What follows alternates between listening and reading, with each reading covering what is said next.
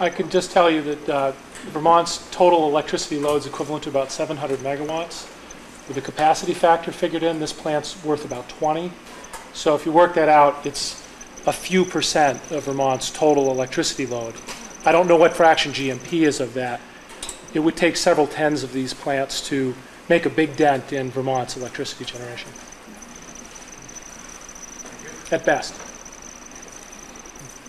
Anybody else have questions? Sorry? I don't know where to start. I'm Bonnie Easton, I live in Morrisville. I'm from Albany, 100 million of black bones. Farm up there is about this big. This is where the ridge is going to be. I own property up on Over Hill in Craftsbury. You'll be able to see it from my place up there too. My occupation was an electrician, and now I'm an electrical inspector. I've had the opportunity of inspecting some of these towers, wind generators. There's one down in South Burlington at the airport. I don't know if you folks have seen it, but if you can picture that tower, you're looking at one about 4 times that size. That's what it's going to look like on the ridge. So I think everybody has to ask themselves the question. Everybody's going to have different opinions. The question is, what do you want to look at for the rest of your lives, and at what price? The thing I look at is 20 years from now, 30 years from now, it's not going to make a difference to me, but our children and our grandchildren are going to be here afterwards. Everybody in here knows that when some sort of transportation goes down or an energy source goes down, what picks up? If oil comes up in price and people start burning wood, the cost of a quart of wood costs you more, because that's something that happens from inflation on that in market on that commodity that people are looking for. Okay? So no matter what it is that we use for power, whether it's generated by oil, by wind, by photovoltaics, whatever it is, we are going to pay the price that they want to charge us. And that's what you have to look at, I think, over the long term. You may save a little money today to get off the ground, but what are you going to be paying 20 years from now? What are our kids going to be paying 20 years from now? And our grandchildren? And what are they going to have to look at on top of that mountain?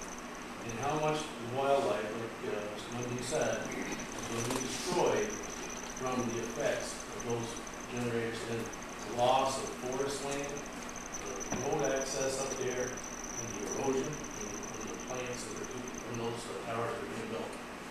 I'm not saying I'm either for or against. I have to look at it in a common sense type of way as a landowner and make up my own mind. And I would say that, in my opinion, that I think that's too big a price to pay for the future of our city. Mm-hmm.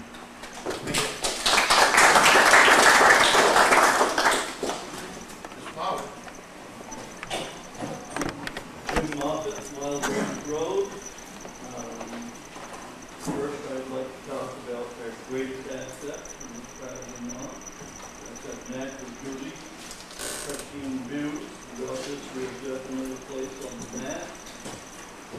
And I don't want to be too judgmental with this, but secondly, I have a complete distrust of energy corporations, whether it be Green Mountain Power, Vermont Electric, Metro, Enron, BP, all their mission is not to provide clean, cheap power, but enriching their corporations, their stockholders, and their CPOs, their high-level employees at the cost of subsidies provided by you and I.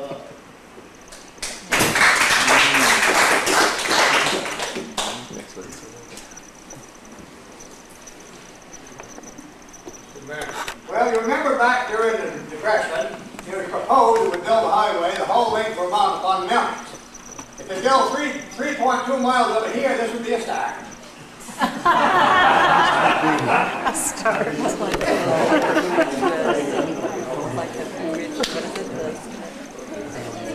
have a highway going. Young and Young Road. I've had to work on Act 250 permits quite a bit.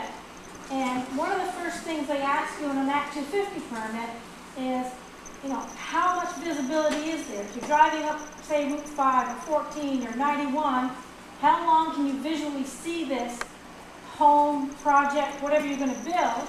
And that takes a great impact on whether you can get an Act 250 permit. And here we have something that's going to basically rape our mountain, and we're supposed to agree to it? There was a letter to the editor recently that, I don't remember who wrote it, but they said, well, Vermont's the Green Mountain State, so we should have the wind powers because to keep us green. Well, they're forgetting the other words, mountain. And we shouldn't be tearing down our mountains for something that, like this, when you can see it from so many miles away. When if it had to go through Act 250, I don't think you could ever get it. Okay. So my name's Allison Van Acken, and I live on the Post Road. And this has been a real struggle for me, thinking about this happening. For those of you who don't know me, I live off the grid right now, and I really live my lifestyle.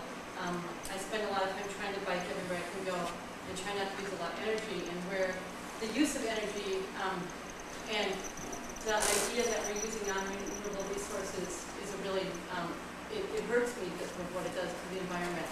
And so I've tried to live my life in a way that can have as little impact on it as possible.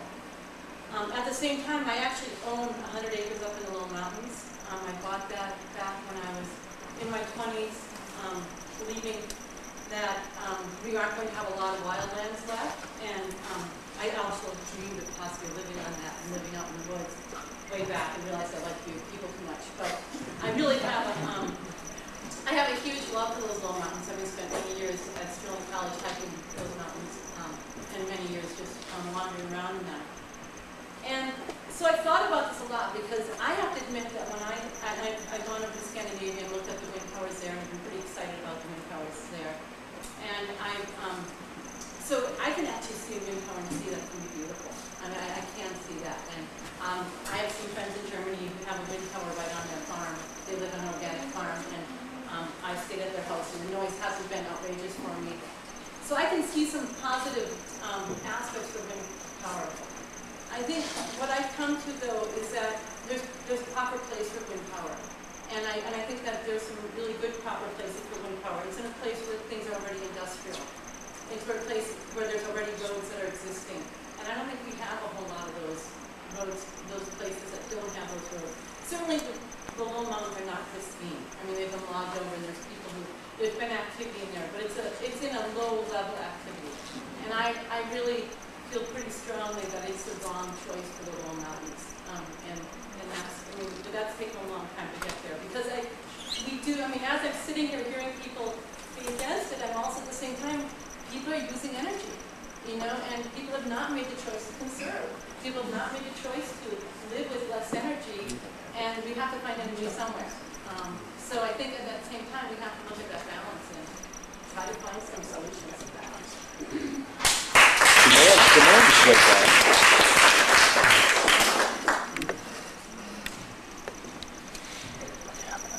Really annoying down real southern acres over there. I've seen most of that. And but this whole thing involved. I remember my father talking about stripping out Mount Mansfield for ski trails. Rape the state. Skiers are rape the state. Stowe makes their money off that rape mountain, so to speak. Killington, they rape that mountain. It's the same thing. Everybody has some way to figure out some way to make their living on this earth, and somebody has to pay the cost. I'm not for the tower. I'm not against it.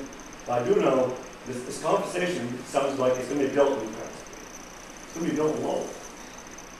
Lowell voted, I don't know, 3-1 for it. And we're sitting here, and this whole discussion, I'm sure, it's been taking place for 2 years of this thing. All of a sudden, we all woke up. It's going to happen. And I don't know how you're going to stop it. I mean, good God, they put wind tower out in Nantucket in front of the Kenny family.